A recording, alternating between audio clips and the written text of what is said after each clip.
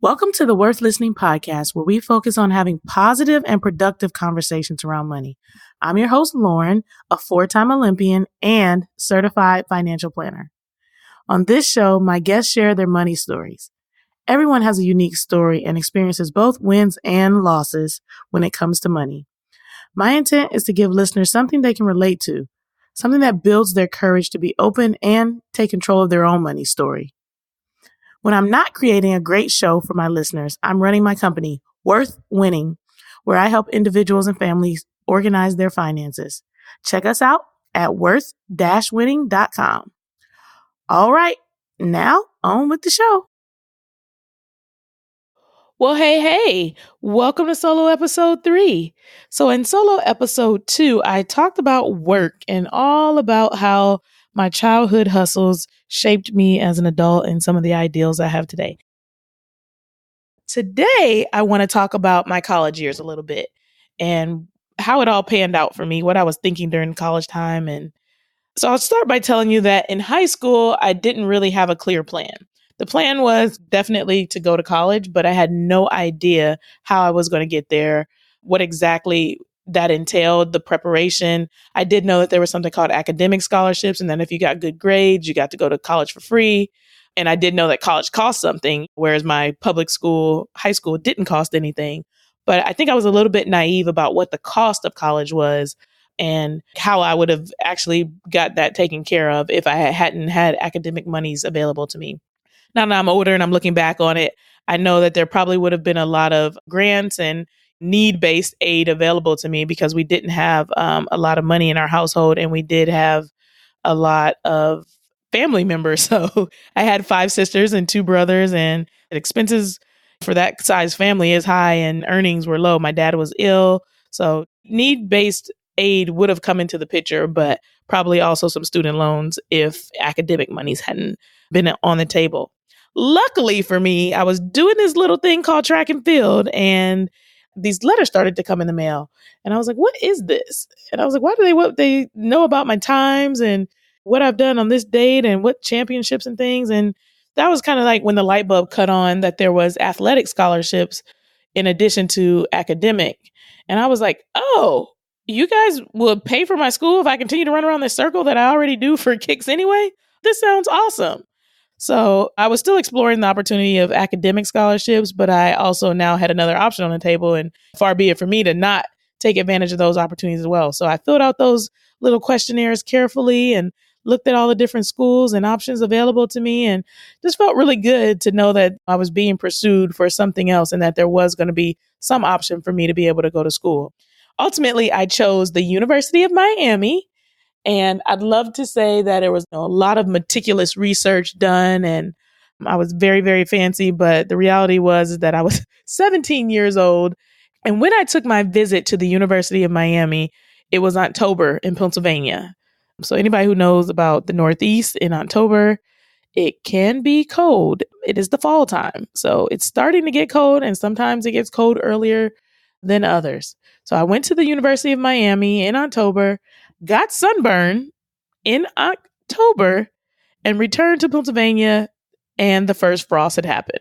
So I figured, snow in October or sunlight and sunburn in October. This seems like a relatively easy decision to make, especially if I'm going to be required to have to run on a track in order to fulfill my obligation of getting the free education. I never once regretted my decision to go to the University of Miami. It was a great experience, a great opportunity. It was a great school for academics, in addition to a great school for me to grow my network, my family, my friends, everybody that I'm still hanging out with nowadays. And so I got to college and I did like most people, I think, and got a credit card. But what I didn't do, like most college students, was run up a bunch of credit card debt. And I really wish I knew who had talked to me or explained it to me.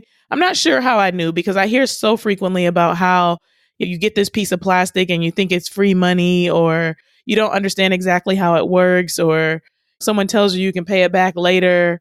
And a lot of college students end up in credit card debt. And I know there's been a lot of changes made now to where you can't just sign up for the credit card and get the free t-shirt the way that we could.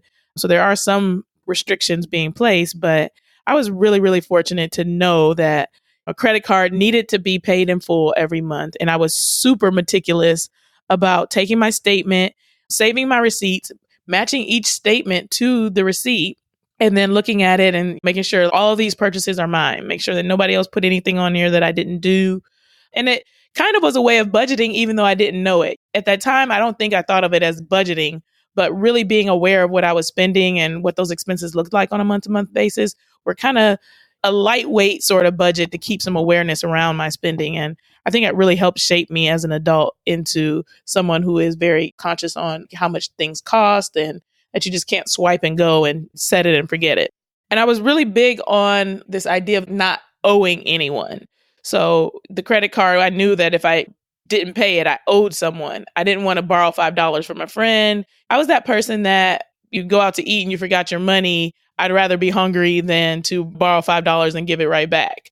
And on the off chance that someone's like forced me to take their money and let them buy me an ice cream or whatever the case may be, I was very adamant about getting them their money the same day so that I didn't have to owe anyone. I didn't want people to feel like you were ducking and dodging. And I do remember conversations about people saying like, oh, she borrowed my so-and-so and she didn't give that back. Or she borrowed some money last week and I don't have enough money to pay for my blah, blah, blah now.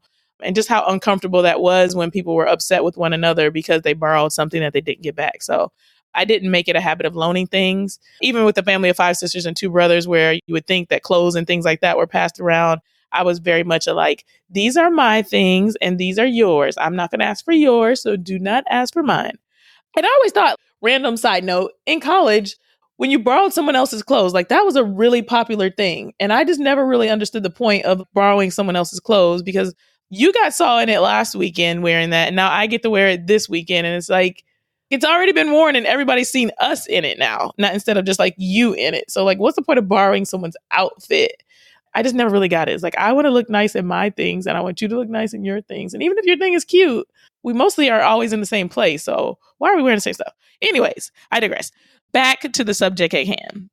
Another thing was my college roommate and how we handled money.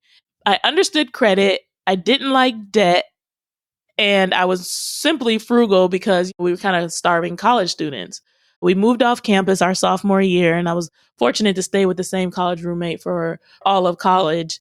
And it was wonderful, but we were both very budget conscious. You know, she came from a family that didn't have a whole lot and was taught to be a good steward of what we got and make it stretch as far as possible. So we were always talking about strategies to make our checks last longer, to be able to put a little bit aside for something that was upcoming, to save our per diem money if we went on a trip on the road and got a little bit of extra.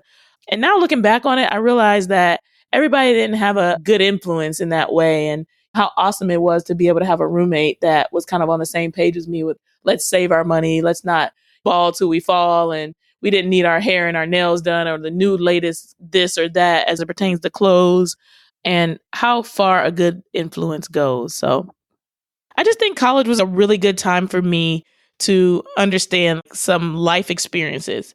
But I also feel like college did not give me like everything that I needed to be a grown up. Now I see these financial literacy classes popping up, and I definitely encourage those who have those available to them to take one. But that wasn't an option when I was in school. I was actually a finance major. And as soon as I graduated college with my finance degree, I realized how very little I knew about like what to actually do with money.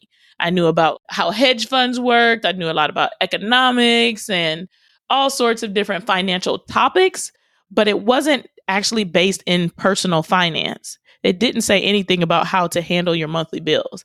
And I'm really excited now to see financial planning as a major in many universities and also as a minor. So I always encourage people to look into that as something, even if you don't want to become a financial planner, that's still valuable information that you need that can help you organize your personal finances. So without this life experience that college gives you, is like, what do we do? Where are we supposed to learn about investing? And it's always this thing that was cool to talk about, like, oh yeah, I want to make my money grow and we're trying to stack this cash and put it aside. But there were very few tangible examples of what that actually meant or how to implement those strategies. We leave college and we're like, okay, we're grown-ups and we've got to make money and we've got goals to be millionaires and all these different things. But what are the real tangible tools that actually help money grow. And I think we need to be having more conversations about that in college and in life in general. I think even as adults, a lot of people are talking about, oh yeah, let's flip some houses, or I'm buying this stock today because I think it's going up. And there's not a lot of information or education around the why behind what people are doing versus the let's get money sort of thing. Let's get money is great, but let's understand how to get money is more important. And so that about sums up what I thought mostly about and how I handled my college years. I think I made some good decisions. I had good influences around me, and I was relatively unscathed by poor financial decisions during college. And I'm super grateful that I didn't have student loans, though student loans have kind of manifested themselves in a different way in my life. So it's sometimes hard for people to hear, like, you didn't have student loans, but now you're trying to tell me what to do with my student loans. But each and every day, clients are coming to me and they feel strapped by their student loan debt. It really caused me to pause and dig in and see what are the options, because you think, oh, debt, pay your debt back, figure out how to pay debt back. And then I kept getting clients with bigger and bigger debt and salary that didn't match that debt. And I was like, there has to be more to this. And I'm so glad that I spent some time looking more into what the options are around student loans. And there are many, many, many options. And I think that's one of the things I'd love for people to take away from this is maybe you're listening and you've already borrowed. You're not on your way to college. You've already completed it.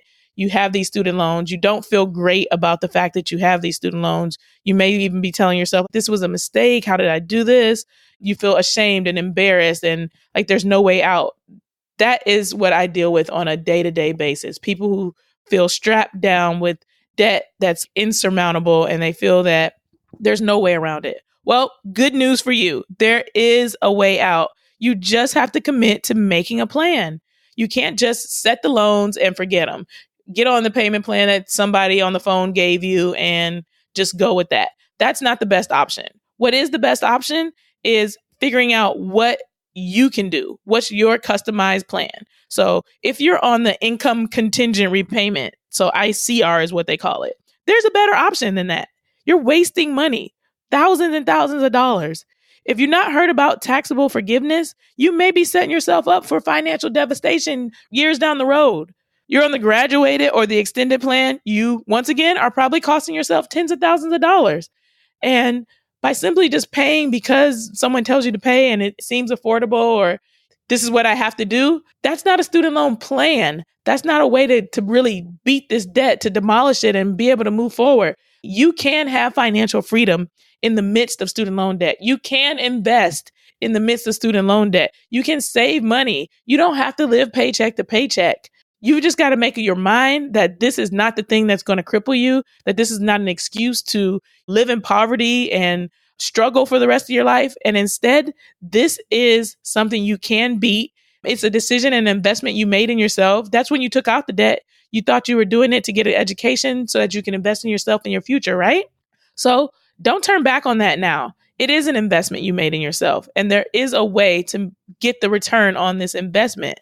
And there's also a way to get financial independence and financial freedom in the midst of paying back this investment that you made. So student loans do not have to be the death of you. Reach out to someone, if not me, just some financial professional for help. Don't try and do it on your own.